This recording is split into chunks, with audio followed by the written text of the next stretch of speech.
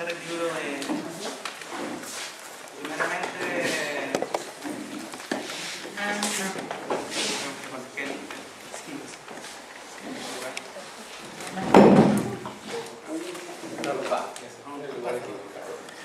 Ahí está bien, ahí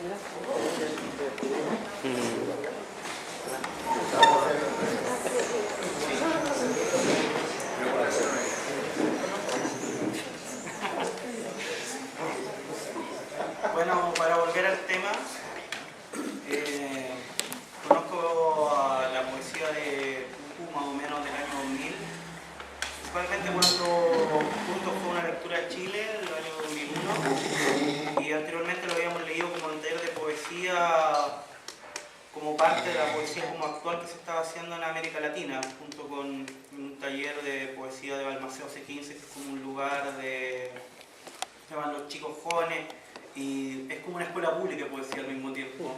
Es muy parecido el concepto. Gente como que no se puede pagar, va ahí y hace talleres, y ahí también viene como la gran parte de la poesía como actual chilena. Entonces yo leí ahí Máquina de hacer paraguayitos de justo el primer libro que me tocó leer de él, y desde ese momento encontrar su poesía fue algo como refrescante dentro de lo que marcaba el canon poético chileno, principalmente bien pegado a la linealidad o con pocos referentes de la oralidad más allá de Nicanor Parra.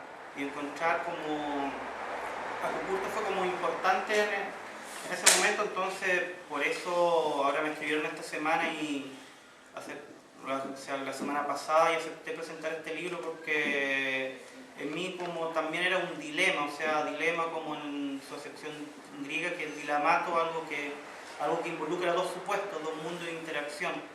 El mundo cucurtiano es un mundo que me interesa, y principalmente porque interactuó conmigo. Yo acá soy un inmigrante también, entonces tiene que ver algo con un lenguaje que no tiene país, y en sí los escritores no tienen país, su biblioteca, y ese cruce de lenguajes que tiene me llamó la atención. Entonces escribí un texto a partir también de esa experiencia, que fue lo que me hizo que no tiene un nombre como el de Gonzalo, pero se llama La Pajarera, simplemente.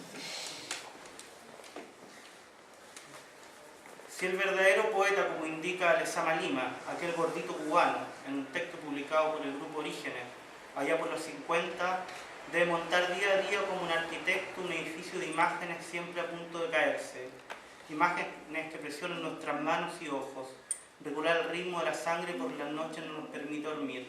Su trabajo es imposible, pero real, infinito e inactual, tremendamente pasajero, pero siempre contemporáneo. La tarea no es nada menor que traer esas imágenes que se hunden como alfileres en el cerebro, esos sonidos que corren a veces más rápido que la sangre en nuestras venas, e intentar dar una forma a ese edificio que en algún momento tendrá que ser habitado. Si pensamos al igual que el cubano adicto al rol de la caña, que las imágenes son arena y no hierro en el entramado lingüístico, arena por su carácter altamente moldeable e inestable a la vez, el poeta siempre debe trabajar con materiales ásperos, discontinuos, creando relaciones de identidad para mantener vivos los contrastes natos entre imagen y sentido. Ese edificio de arena siempre a punto de derrumbarse, por el riesgo de caerse encima de nosotros.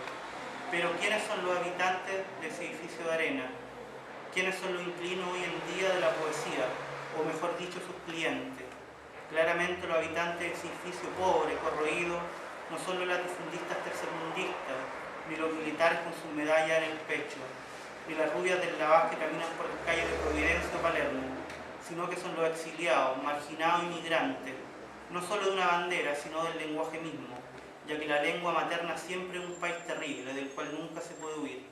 Pero no nos olvidemos que también entre los habitantes de este edificio llamado poesía hay asesinos, estafadores y buenos ladrones, estrellas devenidas en esculturas a las que nadie rinde culto. El que nos robe es un estúpido, escribió Boris Vian, y eso es la poesía, yo creo, robo. Aquel maravilloso ladrón, como llamaba Eliot a Paulo. La consumación de ese pillaje cultural es hoy en día lo que la academia llama tradición, un continuo remix, un reluz, un karaoke chino-peruano que interpreta los grandes éxitos de la industria de una más cachonda y pop. Y eso Cuco lo sabe bien. En la poesía latinoamericana actual, Santiago Vega, que es así como conocía Cucurso, el DJ por autonomacia, su poesía y escritura custodia de esa manera de mezclar las imágenes, pero al mismo tiempo custodia un movimiento opuesto, mucho más subterráneo y cumbianchero, que desintegra el lugar de pasividad que le concedemos en nuestra vida diaria a la imagen, relegada a la identidad del tiempo y a la escritura, a la hipernarrativización de lo cotidiano.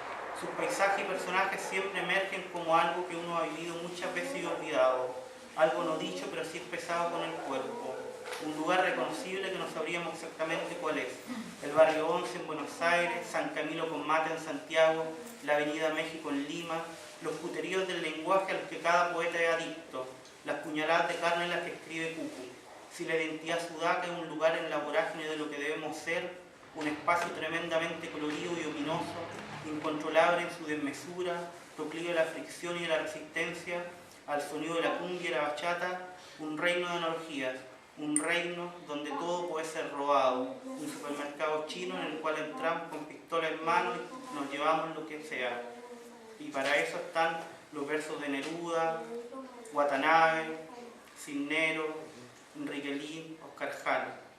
Cucurto es un buen ladrón y al mismo tiempo un buen poeta. La analogía de la ciudad en la poesía de Cuco nunca es una ciudad conceptual, sino un lugar de la experiencia. Ese es el sentido del trabajo poético que escribe Cuco en esta pajarera de 11, un lugar lleno de preguntas y de cruces multiculturales. ¿Cuántos paisajes de verdad habitamos y cuántos de ellos no son más que paisajes para ser consumidos y experimentados después de la tranquilidad de nuestras casas? ¿Qué hay de verdad en la literatura y cuánto de turismo en lo que otros llaman poesía política o social? En estos poemas no solamente se instala la analogía del lugar que centra el contenido en una polisemia de significante inaudito al lector, sino que produce ante su mirada relaciones semánticas nuevas, el ejercicio de encontrar, rescatar, interpelar la tradición misma en ese ejercicio. En ese ejercicio Cuco instala un material altamente crítico en el sentido de la idea del futuro en contraposición a la redención del pasado, lo habitable como una especie de lugar de reliquia y cruces culturales, un lenguaje cucurtiano lleno de cosas laceradas, de cosas robadas, de cosas que bailan a su propio ritmo, de fragmentos, una especie de ciudad-museo sobrehabitado. De alguna forma no es la misma sensación que nos produce la ciudad moderna. ¿Es la ciudad actual una especie de museo o discoteca boliviana por la continua acumulación barroca de imágenes? Enrique Lin compara en su ensayo la poesía con una cuerda colgada en el vacío, entre dos edificios. Si la atravesamos lograremos comunicarnos, pero el trabajo del poeta no es comunicarse directamente, sino quedarse precisamente en medio de la cuerda.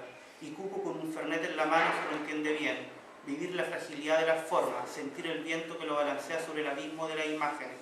Quien se quede en medio de esa cuerda comenzará a vivir formas, figuras, analogías, paisajes que no le pertenecen sino un instante breve.